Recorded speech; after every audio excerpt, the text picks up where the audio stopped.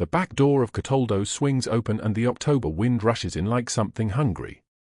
Mia Reynolds stumbles through, her caretaker's uniform soaked dark with blood that has nothing to do with tonight.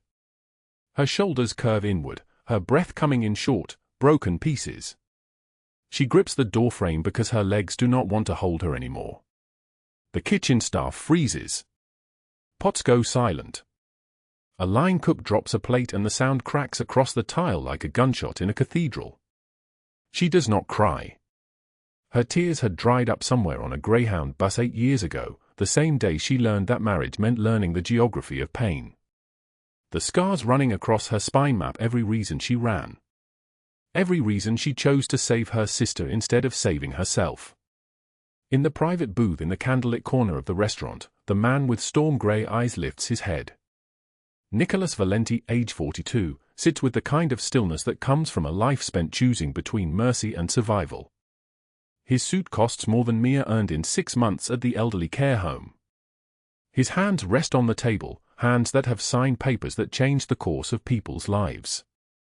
He watches her collapse against the hostess station. Vinny and Luca, his lieutenants, move toward her, but Nicholas raises a single hand and they stop. She does not know who he is. She does not know that 3 weeks ago she pulled a small girl with dark curls away from an intersection in Pioneer Square, pulling her back by the sleeve of her coat 1 second before a black Mercedes would have erased her from the earth. She did not know that the child was Emma, age 6, the only light left in Nicholas Valenti's house after his brother betrayed the family to enemies. She had simply seen a child stepping into traffic and moved without thinking. Now, in the October cold where dead leaves skitter against the restaurant windows like skeletal fingers, she stands in front of the man whose daughter lives because of her. Nicholas rises. His chair scrapes against the floor. His men have never seen him move for anyone like this. In 15 years of working for him, Vinny has never watched his boss approach a stranger with his hands open instead of his fists closed. Mia's eyes meet his and something in her breaks because she recognizes the look of a man who has power, and she has spent 8 years learning that men with power only use it to take. "I did not mean to," she whispers. Her voice comes fractured, barely held together. "I will leave. I just needed." "What happened to you?" His voice is low, not like an order but like a question that requires truth. "Where did you come from?" She looks at her hands. 27 years old but looking decades older. Calloused from scrubbing other people's homes. Stained from washing other people's wounds. She pulls out $78 from her pocket, all that remains after 3 years of sending every other dollar to her sister Maya's medical fund. The cancer treatment costs $47,000 and Mia has managed to save $9,312. At this rate, she will reach her goal in 19 more months. But there is no 19 months left. There is only 3 days left before the court date, before Douglas Hale arrives to collect the $125,000 debt her late husband left behind. She does not tell Nicholas this. She does not tell anyone this. Instead, she steadies herself against the hostess station and says, "I am fine. I just came through the wrong door." "No," Nicholas says. His eyes move across the scars visible at the neckline of her uniform, the way she holds her left arm like it might shatter if she moves it too quickly. "You did not." A phone on his table buzzes. Luca checks it and his face changes. He leans down and whispers something into Nicholas's ear. The mafia boss's jaw tightens. His entire body goes still in a way that makes the room itself seem to stop breathing. 3 blocks away, in a high-rise office overlooking Puget Sound, Catherine Mercer sits at her mahogany desk and reviews the court documents one more time. Age 56, sharp cheekbones, blonde hair cut in a way that costs $300 every 6 weeks. She has known Douglas Hale for 7 years. They do not work together officially. But he moves women through her building sometimes, women who have nowhere left to run.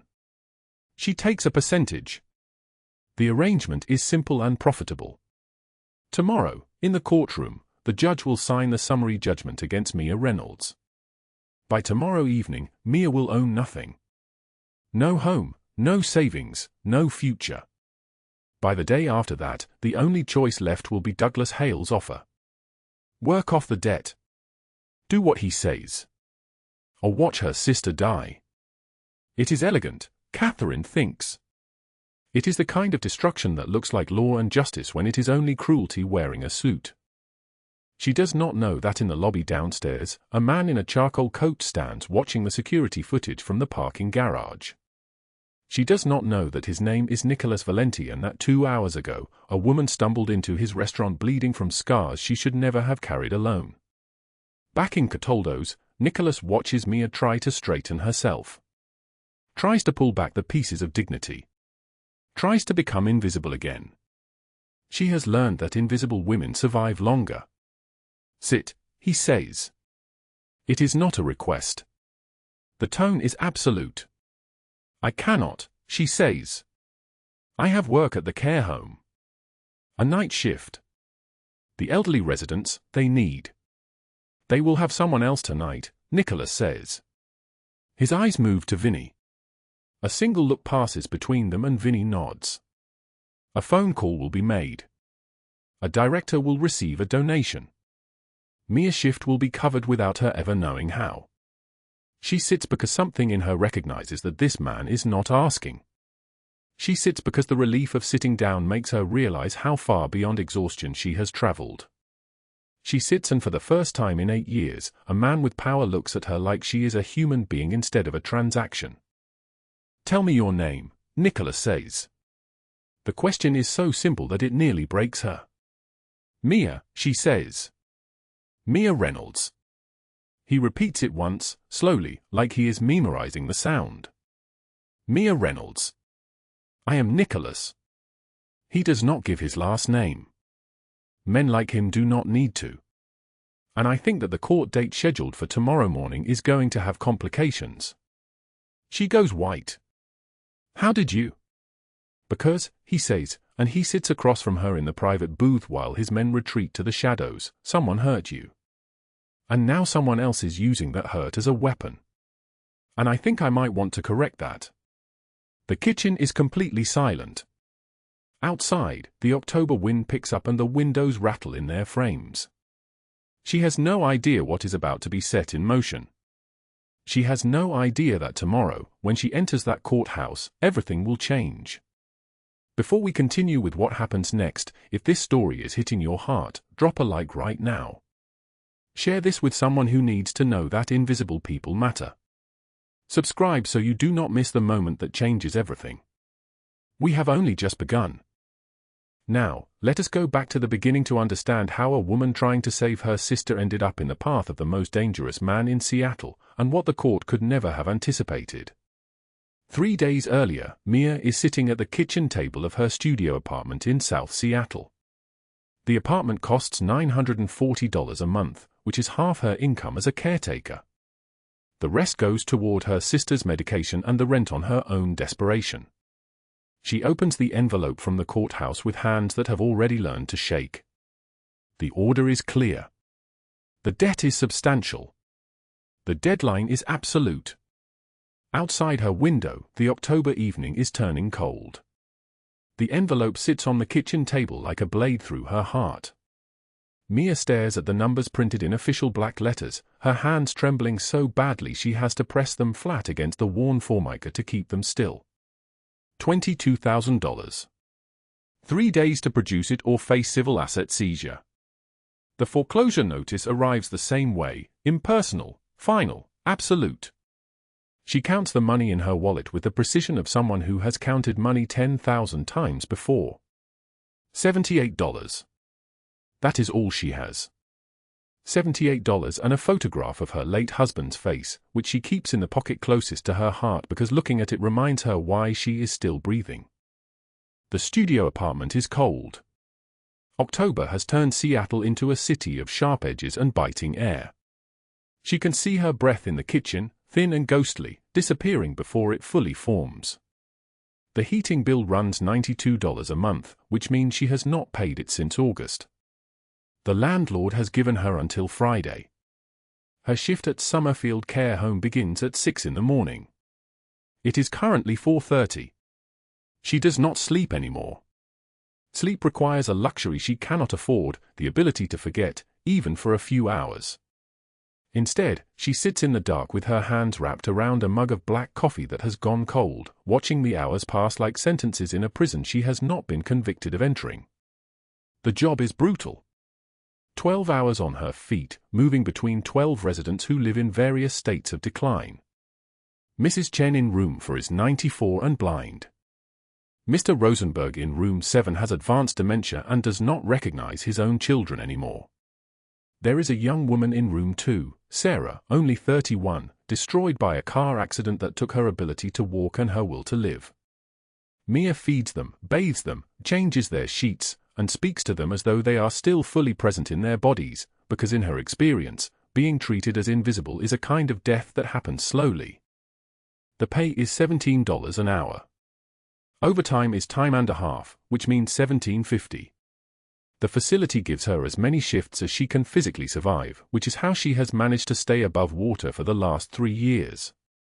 But above water is not the same as alive. Above water just means you have not drowned yet.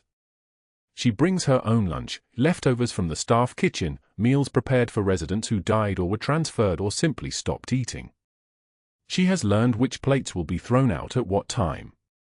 She has learned which kitchens have the least security, the least judgment, the least awareness of a woman in a grey caretaker's uniform slipping a container of untouched soup or congealed mashed potatoes into her bag. Her sister Emma is 17. She has type 1 diabetes, which is expensive in the way that chronic illness always is.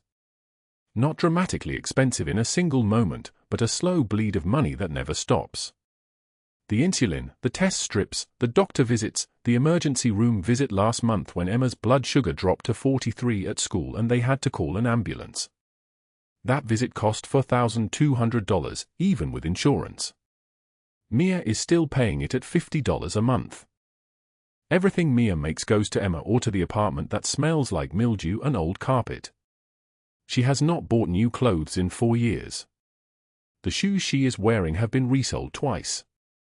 Her hair is pulled back with a rubber band because scissors cost money. This morning, she moves through the apartment collecting the clothes she will wear to work. The grey uniform, already laundered and hanging in the closet. The white shoes, scuffed and stained despite her efforts to clean them. She owns 3 pairs of socks. She wears them in rotation.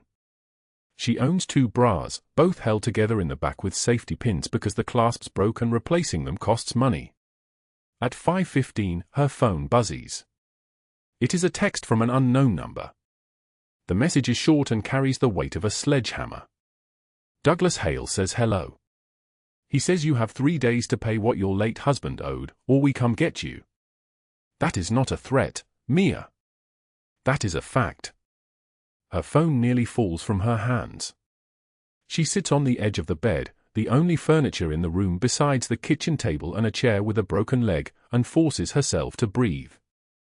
In through her nose. Out through her mouth.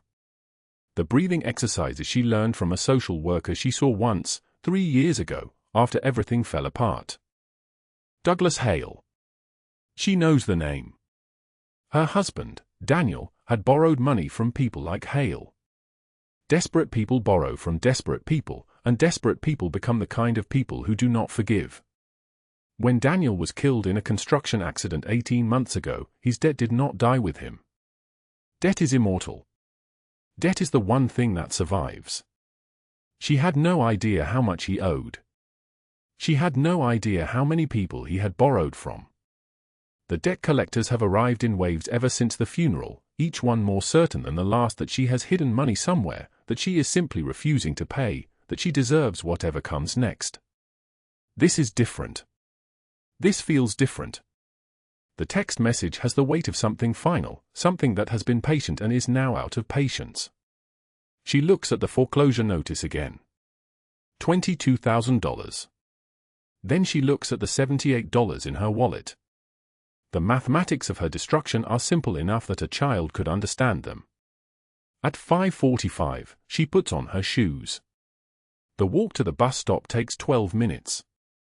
The bus ride takes 18. She arrives at Summerfield at 6:09 and she clocks in and ties her apron around her waist and moves through the halls like a ghost, because ghosts do not feel afraid, and she cannot afford to feel afraid. Mrs. Chen is awake. She is always awake. Mia sits beside her and takes her papery hand and tells her good morning, and Mrs. Chen turns her blind eyes toward the sound of Mia's voice and squeezes her fingers. "You sound sad," Mrs. Chen says. Her voice is thin, barely audible. "I am old. I have heard sad before. But you sound sadder than you did yesterday." Mia does not answer. Instead, she brings Mrs. Chen breakfast, oatmeal that has cooled slightly, applesauce, a glass of water with a straw. Mrs. Chen eats slowly, and Mia sits beside her and watches the October sunlight come through the window and land on the old woman's face. "My daughter used to look at me the way you are looking at her," Mrs. Chen says. "Like she was sorry I was alive." "I am not sorry you are alive," Mia whispers. "Then whatever has happened to you," Mrs. Chen says, and she reaches out without looking and somehow finds Mia's face and touches her cheek with the gentleness of someone who has learned compassion from a lifetime of darkness. "Do not let it take that away. Do not let it teach you that people are not worth keeping." By the end of her shift at 6:15 in the evening, Mia has changed 17 sheets, given 4 showers, administered medications, documented vital signs, and eaten nothing. The hunger is a small thing compared to everything else. She has learned to make friends with hunger. Hunger is honest. Hunger does not pretend to be anything other than what it is. The bus ride home takes her through downtown Seattle. The city is different at this hour. The business people have gone home. The downtown streets are transitioning into a landscape of people who have nowhere else to be. She sees them in the doorways, in the bus shelters, on the corners. She recognizes herself in their faces. At 6:53, she is walking up the stairs to her apartment when she hears the engine. A sound like a predator coming close. The black SUV pulls to the curb, and 3 men emerge wearing suits that cost more than her monthly rent. The first one has the face of someone who has done this 100 times. He has her name on a piece of paper, and he reads it like it is a business transaction. "Mia Reynolds," he says. "You need to come with us." "No," she says. Her voice is steady. She does not know where that comes from. She does not know where people find steadiness in their voices when everything inside them is caving in. "I do not think I do." "You can come voluntary," the man says, "or you can make it complicated." "But you are coming." Douglas Hale has a warrant for civil abduction on grounds of debt evasion. "You owe $125,000. $125,000. Not $22,000. $125,000. She is placed in the back seat of the black SUV without handcuffs but with the certainty of someone who knows that resistance is recorded and reported and used against you later. The doors lock automatically. The vehicle smells like cologne and leather and cold air conditioning. The man in the passenger seat turns to look at her. "You should have just paid," he says. "That would have been easier." But easier is a word that has stopped having meaning in her life. The black SUV pulled away from the curb with Mia in the back seat, and at that same moment, Nicholas Valenti sat in his private booth at Cataldo's, a glass of Barolo suspended between his palm and the candlelit table.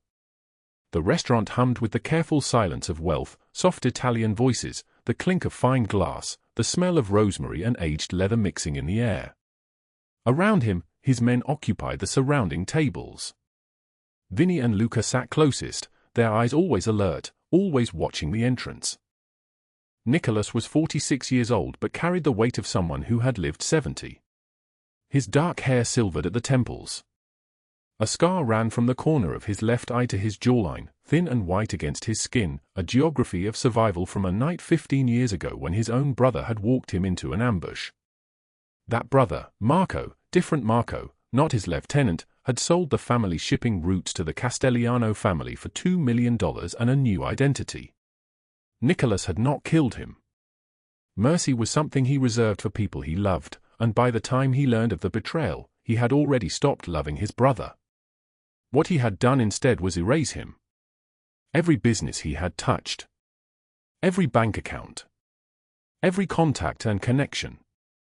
By the time he finished, his brother could not even rent a car without the rental company flagging him as a liability. The message had been clear: betrayal is not forgotten. It is buried so deep it becomes the foundation you cannot escape. The scar on his face had come from a different choice, the moment he decided that mercy and survival were separate paths, and he would walk only the second one. He wore a suit that cost more than most people's monthly salary, charcoal wool with a white shirt unbuttoned at the collar. His gold watch caught the candlelight. Everything about him spoke of controlled power, the way he held his glass, the way his shoulders sat, the measured space he took up in the room. Men feared him not because he raised his voice but because his silence could mean anything, and the not knowing was worse than any threat. But something had shifted 3 weeks ago on a Tuesday afternoon in Pioneer Square. Emma, his 7-year-old daughter, had been walking home from school with her nanny when a delivery truck had jumped a red light. The nanny had frozen. That half-second of indecision that becomes a grave. But a woman in a faded care home uniform had pulled Emma backward with such force that the child's backpack caught the side mirror instead of her body. The truck roared past, the driver screaming apologies, and the woman had knelt down, checking Emma for injuries, her hand shaking though her voice remained steady. "You are okay. You are safe. I have you." Emma had asked her name. The woman had said, "Mia," and then she had walked away into the crowded afternoon before Nicholas's security team could even process what had happened. For 3 weeks, he had searched for her. Not because he owed her a debt, Nicholas did not think in terms of debt, but because something in the way she had moved, the way she had protected his daughter without hesitation, without knowing who he was, had struck him like a chord played on an instrument he thought had broken years ago. Tonight, he did not know that the woman who had saved his child was sitting in the back of a black SUV, terrified and entirely alone. He did not know that in 3 days, everything would change. The restaurant door opened at 7-Eleven. Wind swept in, October air carrying the smell of coming winter and something else, urgency, danger, the way the world smells before it breaks. Nicholas looked up. His hand moved to the water glass. A gesture. Vinny and Luca straightened in their seats. 3 hours earlier, Mia had been brought to the courthouse on 5th Avenue. The building was grey concrete and glass, a monument to the idea that justice could be contained within walls. The courtroom smelled like polished wood and the particular staleness of recycled air. She wore her only clean outfit, a navy dress that hung on her frame like fabric on a hanger. Her hands were placed flat on the defense table because she had been instructed to sit still and not draw attention to herself, as though attention were something she could choose not to invite. Catherine Mercer sat 3 rows back. She was a woman of 58 with the kind of bone structure that money and discipline could preserve indefinitely. She wore a cream-colored blazer with a gold brooch. Her dark hair was swept back from her face, and her eyes were the color of winter water. She had arrived at the courthouse knowing that Mia Reynolds would be destroyed today. Not because she cared about a debt, Catherine did not care about money the way poor people did, as something real and necessary. Money was just the tool. What mattered was the message. 3 weeks ago, Mia had pulled Catherine's associate's daughter from traffic. Catherine did not know this directly. But she knew that Mia had been seen at an intersection at 4:15 on a Tuesday, pulling a child to safety, and she knew that the child belonged to a man named Salvatore Marino. No. Not Salvatore. That name was old. The man's name was Nicholas Valenti now, and he had cleaned up enough of the city's mess that the police did not dare touch him. Catherine and Douglas Hale had an understanding. Douglas provided the bodies that Catherine needed for her 3 properties, luxury hotels where men paid extraordinary money to rent women who had been convinced that the debt was the only thing keeping them alive. It was a simple business model built on the backs of people who had stopped believing in tomorrow. Mia Reynolds had become a problem the moment she had become useful to Nicholas Valenti, even if she did not know it. The judge entered. His name was Harold Simmons, and he had accepted $300,000 in unmarked bills deposited into an offshore account in his daughter's name. The amount was specific because Catherine understood that judges, like all humans, had their price, and their price was usually related to something they loved more than they loved themselves. Mia Reynolds, the judge said, and the courtroom doors opened. News cameras. 12 of them. The Seattle Times, King 5 News, the local stations all alert to a human interest story. Poor woman drowning in debt she cannot pay. Will the system show mercy? The footage would be devastating. The photographs would be perfect. By evening, half the city would know her name and believe that she had committed fraud. Mia stood. The bailiff placed a hand on her shoulder, a gesture that looked protective but felt like a pin through an insect. Douglas Hale sat 2 rows behind Catherine. He was 53 years old with a kind of face that suggested he had consumed too much of something, liquor, violence, or the particular intoxication of power over people who had no power to resist. He wore a grey suit and smiled as the cameras flashed. This was theatre. This was him reclaiming what he had lost when Mia's late husband, James, had died before paying back the money he had borrowed to save Mia's sister from a cancerous tumor. $125,000. That was what James had promised. That was what he could not pay before the car accident took him. That was what passed to Mia like a curse.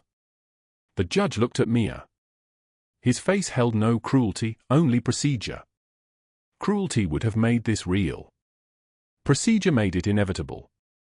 Ms. Reynolds, you stand accused of debt evasion and fraudulent documentation. How do you plead? Mia's voice was barely audible. Not guilty, she said. And 3 blocks away, Nicholas Valenti's phone rang. Luca answered. His face changed. He leaned toward his boss and whispered 4 words, "She is in trouble." Nicholas set down his wine glass with a deliberation that made the candle flicker. The rain fell like punishment, cold and relentless against the abandoned warehouse on the edge of Seattle's industrial district. Mia Reynolds pressed herself against the concrete wall, her fingers bleeding where the handcuffs had cut into her wrists. 3 days. That was all she had left before the $125,000 debt came due. 3 days before Douglas Hale would come collect what James had promised, what she could never pay, what would destroy what little remained of her life. Her breath came in ragged gasps, visible in the October cold. The wind tore through the broken windows like something alive and hungry. She could feel the wet fabric of her caretaker's uniform clinging to her body, the same uniform she had worn for 8 years while her sister recovered, while she saved every dollar, every penny, every $78 that currently existed in the world with her name attached to it. The courtroom doors had closed behind her. The cameras had captured everything, her face, her shame, the judge's inevitable pronouncement, guilty of debt evasion, guilty of fraudulent documentation, guilty of being too poor to survive. Catherine Mercer had orchestrated it perfectly. Every microphone, every lens, every moment designed to destroy Mia so completely that she would have no choice but to disappear into Douglas Hale's trafficking network. That was the real plan. The courtroom was just theater. The debt was just the rope. Mia's hands shook so violently she could barely hold them steady. She thought of Emma, Nicholas Valenti's 7-year-old daughter, the child she had pulled from the intersection 3 weeks ago. The car had come so fast. 1 second later and the child would have been gone. Instead, Mia had moved on pure instinct, her body throwing itself forward, her hands closing around small arms, pulling that precious child back to safety just as the vehicle screamed past. She had not expected anything in return. She had not known who the child was. She had simply seen a child in danger and moved. Now, in this cold and empty place, with 3 days left before everything ended, Mia realized she had made a terrible mistake. She should have let Catherine Mercer destroy her in court. She should have disappeared quietly. Instead, she had helped that child. She had connected herself to Nicholas Valenti. And now, as the rain intensified and the cold seeped into her bones, she understood that connection was the most dangerous thing of all. The photograph of James lay on the concrete beside her, soaked through and falling apart. His face dissolved in the rain. 23 years old in the picture, smiling with the kind of hope that only exists before the world breaks you. He had borrowed the money to save her sister's life. He had promised to repay it. Then he had died before he could, and the debt had transferred to her like a curse passed through blood. She did not move. She could not move. Every muscle in her body had surrendered to the cold and the fear and the absolute certainty that this was the end. Not death, she was not lucky enough for death. This was worse. This was the slow dissolution into invisibility, into the hands of men like Douglas Hale, into a life where her body was no longer hers, where her name no longer existed, where she became one of the dozens of women whose disappearances barely made the news. One small thing stopped her. A phone vibration against her hip. The cheap flip phone she kept for emergencies. The one that only had two contacts, the elderly care home and the hospital where her sister stayed. She pulled it out with shaking fingers. A text message from an unknown number. Emma told me you were in trouble. Come to Cataldo's. The back entrance. Now. The message was unsigned, but she knew. Only one person Emma would have told about Mia's disappearance.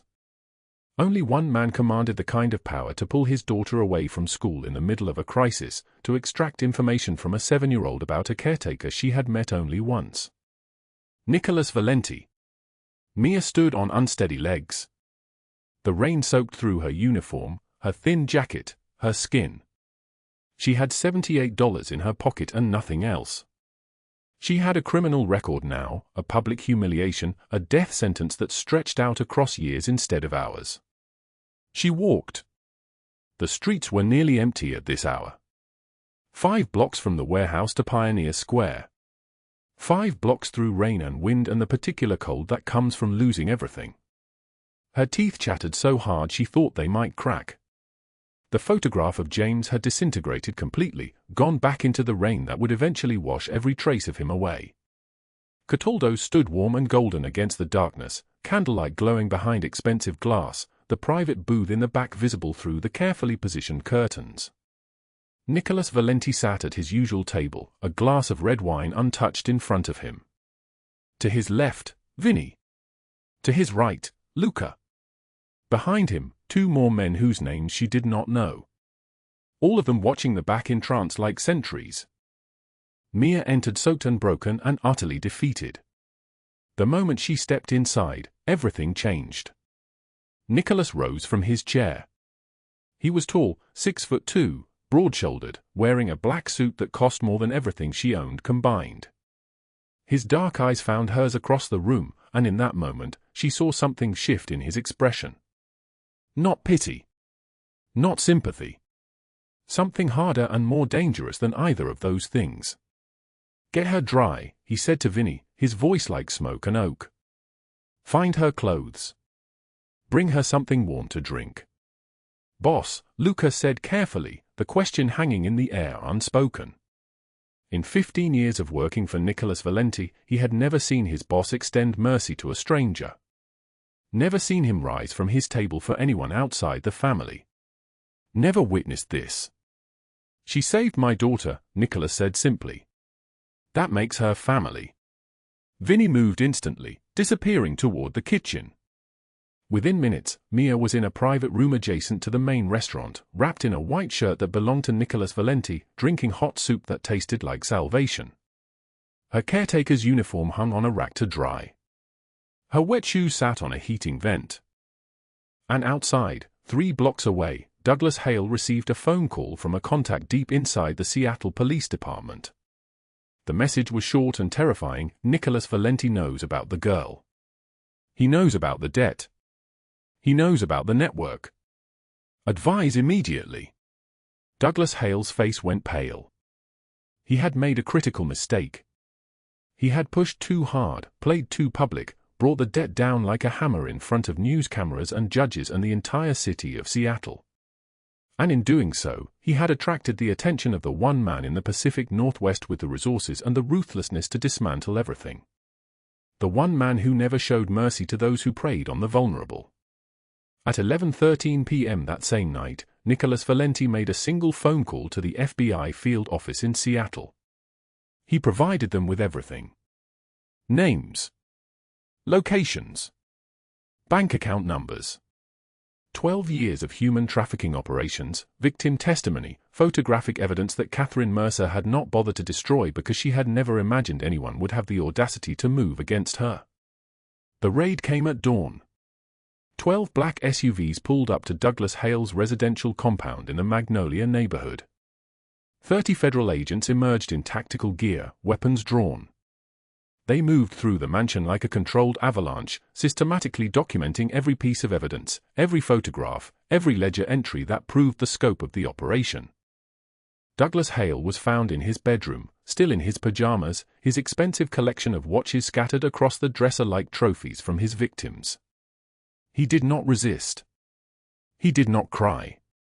He simply collapsed into the carpet and trembled like an animal that had finally understood it was cornered. "How many?" the lead FBI agent asked. 87, Hale whispered. "Maybe more. I didn't keep track of all of them." By 8 a.m., footage of his arrest was playing on every news channel in the region. Douglas Hale, 53 years old, led out in handcuffs with an FBI blanket over his head, television cameras capturing every moment of his dissolution. The same cameras that had documented Mia's humiliation now documented his. But the arrest was only the beginning. What followed was systematic. Methodical. The kind of destruction that takes weeks to unfold completely.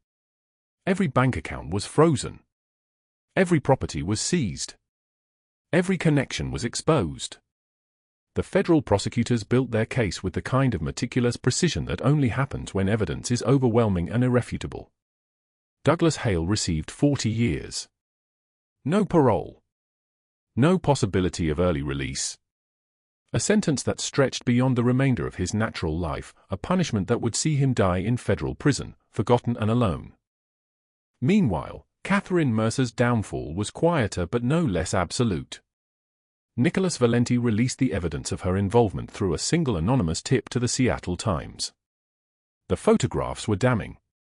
Her text messages to Douglas Hale were explicit in their planning, the courtroom ambush, the public humiliation of Mia Reynolds, the calculated destruction designed to push a desperate woman into a trafficker's hands. The social fallout was instantaneous and merciless. Catherine Mercer's wealthy friends abandoned her like she had contracted a plague.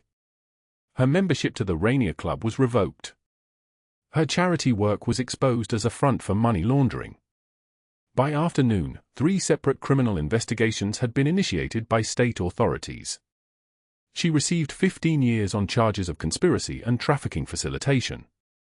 Her $2.4 million estate was liquidated and distributed to her victims.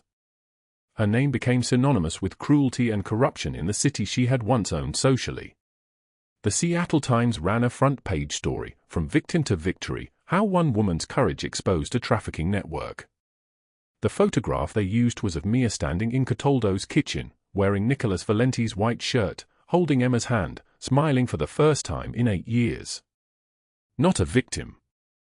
Not a defendant. Visible. 1 year later, the Seattle skyline stretched across the penthouse windows like a city reborn from its own ashes.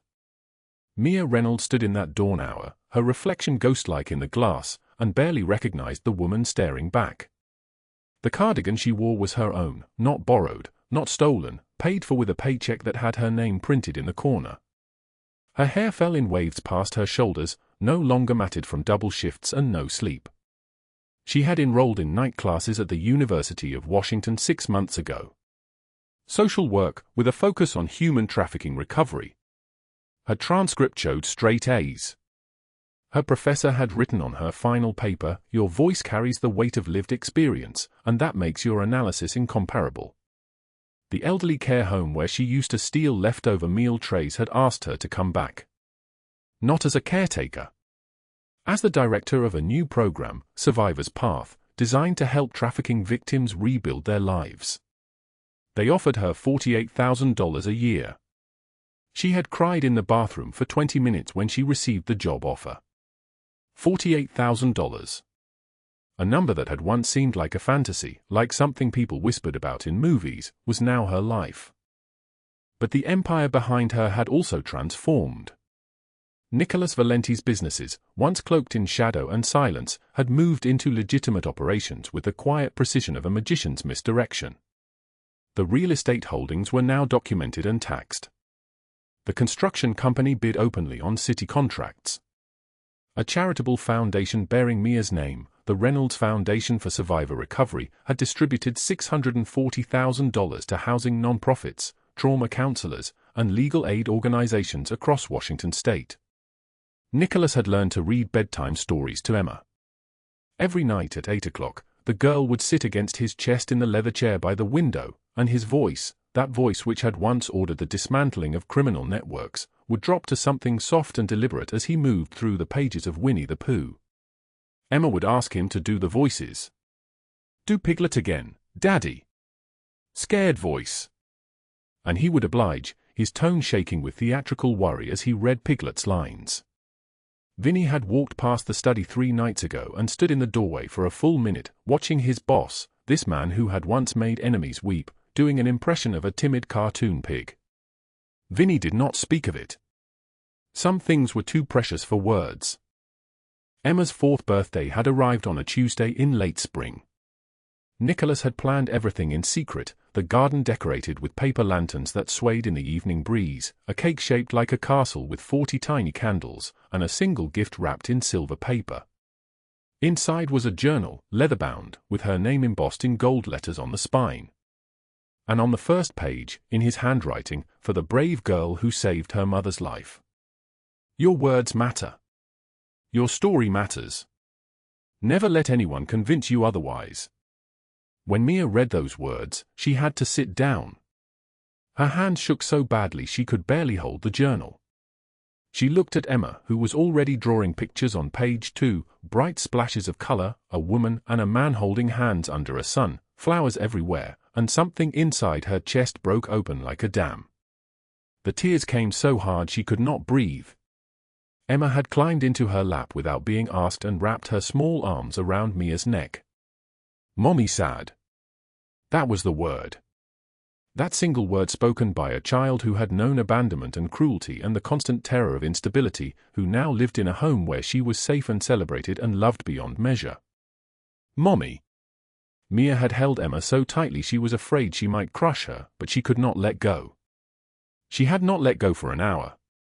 She had wept into that child's shoulder and whispered apologies for every night Emma had cried herself to sleep before they found each other. She had whispered gratitude for every single breath the girl drew. Now Emma was sleeping in the penthouse suite down the hall. Her room was painted lavender. She had a bookshelf filled with stories, chosen by her father. She had a nightlight shaped like a moon. She had a mother who would die to protect her, and a father who had already proven he would destroy empires for her safety. Mia had not heard Nicholas approach. His footsteps made no sound on the marble floor. 15 years of moving through hostile spaces had taught him to exist almost invisibly when he chose to. But she felt his presence like warmth, like the shift in air when a door opens to let the morning in. She did not turn around. "You are awake early," he said. His voice was quiet, the kind of quiet that comes before important words. The kind of hour when the city is still dreaming. "I have become a morning person," she said. "I did not used to be. When I worked the night shifts, morning was just the absence of night. Now morning is a thing I look forward to." He stood beside her at the window, not touching, but close enough that she could feel his presence against her skin. Below them, the streets of Seattle were beginning to wake. Delivery trucks pulled away from storefronts. The Space Needle emerged from the last shadows like a monument to second chances. The city had moved on from the scandal. The news cycles had shifted to new stories, new crimes, new villains. Douglas Hale had been transferred to a federal facility in Colorado. Catherine Mercer's appeals had been denied. They existed now only in the margins, names in a verdict, statistics in a crime report, forgotten by everyone except the people they had tried to destroy. "Mia," Nicholas said, and the way he spoke her name, like it was a word he had been learning to pronounce correctly, like each syllable mattered, made her turn to face him. She saw him in daylight for the first time in months. His face was no longer the face of a man carrying a war. The sharp lines around his eyes had softened. There was silver in his dark hair now, concentrated at his temples, and she wondered if she had caused that aging or if it was simply the weight of becoming a different kind of man. A better kind. He was holding a box. Small. Velvet. Black as midnight. 3 weeks after you pulled Emma from the street, I understood something, he said. I understood that the people who love us are the ones willing to sacrifice everything without knowing who they are saving. You did not know my daughter. You did not know me. You moved into traffic without thinking, without calculation, without any benefit to yourself. You simply saved her? Mia's hands had begun to tremble. I have spent my life believing that loyalty was earned through shared blood or shared danger or shared code. But you taught me that the deepest loyalty is the kind given freely. The kind that expects nothing in return. The kind that comes from a heart that has already been shattered and still refuses to stop loving. He opened the box. The ring inside was old, antique, with a center stone that caught the morning light and threw it back like a prayer. The band was white gold, scrolled with an ornate pattern that must have taken a craftsman weeks to perfect. I have loved you since the night you risked your life for my daughter. And I will love you for every night that remains, he said. Mia Reynolds, will you marry me? She said yes before he finished the question. She said yes so loudly that Emma woke and came running down the hallway in her lavender pajamas, and when she saw her father on one knee and her mother's face shining with tears, she screamed with a joy so pure it sounded like all the happiness in the world had been concentrated into a single child's voice. Vinny and Luca, standing in the hallway at their usual posts, exchanged a look neither had seen in 15 years on their boss's security detail. Their eyes glistened. Neither man moved. Neither man spoke. Some moments are too sacred for interruption. The wedding took place in the garden of Cataldo's restaurant, the same establishment where Mia had stumbled through the back door bleeding and desperate, the place where her entire world had shifted on a single October evening. The owner, Mr. Cataldo, had insisted. After what that woman endured, and what she became, this should be the place where she is celebrated, he had said, and Nicholas had simply nodded and written him a check. 200 guests gathered among white roses and draping lights. Survivors from the Reynolds Foundation were there, women who had clawed their way back from trafficking networks, who had learned to trust again, who had seen Mia's example and decided they were worth saving. They wore flowers in their hair and danced until their feet hurt. Emma was the flower girl, and she took her job with the gravity of someone diffusing explosives. She sprinkled petals down the aisle with such concentration that everyone who witnessed it understood they were watching a child who had already learned the weight of responsibility. Mia wore a dress that had cost more money than she used to make in 4 months. But it was not fancy in an ostentatious way, it was simple, elegant, ivory lace that fell in waves to the garden stones. Her hair was braided with white flowers. When she walked toward Nicholas, she was not walking toward a mafia boss or a dangerous man or a figure of dread. She was walking toward the person who had taught her that redemption was possible. That visible meant safe. That a woman who had once been worth $125,000 to a trafficker was now priceless to a man who would dismantle civilizations to keep her. Nicholas did not cry at the altar. But when she spoke her vows, promising to build something beautiful with him, promising to teach Emma that love was not a weapon but a shelter, promising to never let fear convince her to become invisible again, something in his jaw tightened, and his eyes carried the weight of every year he had spent in darkness before she arrived. And this is what the newspapers never reported. This is what the crime statistics never captured. This is the part of the story that matters most. A woman who had been told she was worth nothing became the center of gravity for an entire man's transformation.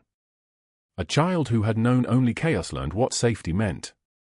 A man who had built his empire on violence discovered that his greatest strength was the willingness to build something gentle instead. But you should know one more thing about Douglas Hale and Catherine Mercer. They exist somewhere in the margins now. Hale counts his days in a federal prison in Colorado, 40 years stretching ahead of him like a horizon he will never reach. He shares a cell with a man named Torres, who has already decided that Hale's face is too recognizable, that his crime, trafficking women is too abhorrent. In 6 months, Hale will stop eating. In 9 months, he will stop speaking.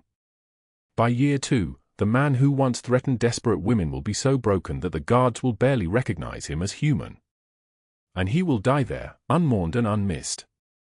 Catherine Mercer received 15 years. She was released to a halfway house in Tacoma after serving 8, but by then her entire world had ceased to exist. The Rainier Club never reinstated her membership. The women who once called themselves her friends crossed the street rather than acknowledge her. She found work at a coffee shop, earning minimum wage, and every customer who recognized her from the news felt compelled to voice their disgust. She took her own life on a Tuesday afternoon in January, alone in a rented studio apartment, and the Seattle Times ran a 3-paragraph obituary that mentioned neither her victims nor her redemption, because she had sought neither. This is the gift of justice that most stories do not mention. It is not always kind. It is not always merciful. It is, sometimes, simply the natural consequence of actions chosen freely, and consequences have a way of finding their exact level. So this story teaches us something crucial about the nature of invisible people and the power of being seen. It teaches us that the women society discards, the ones working double shifts, the ones eating from garbage cans, the ones covered in scars they cannot name, these women are often the bravest people alive. They are the ones who save children without hesitation. They are the ones who choose love even after love has destroyed them. They are the ones worth building empires for, and the men wise enough to recognize this are the men who become something greater than themselves. How did Mia's story make you feel? What would you have done if you were Nicholas, watching this desperate woman stumble through your world? Have you ever known someone like her? Someone invisible, someone resilient, someone who deserved to be seen? Please leave a comment below and share what's in your heart. Every comment you leave is a precious source of motivation that helps us continue creating meaningful stories for people like you. If this story touched your soul, please subscribe to the channel, like this video, and share it with the people you love. We wish all of you watching this good health, a joyful life, and days filled with peace and happiness. No matter how hard life gets, remember this: after the rain, the sky clears. And sometimes miracles come from the most unexpected places. Thank you for staying with us until the very end. Goodbye, and we will see you again in the next video.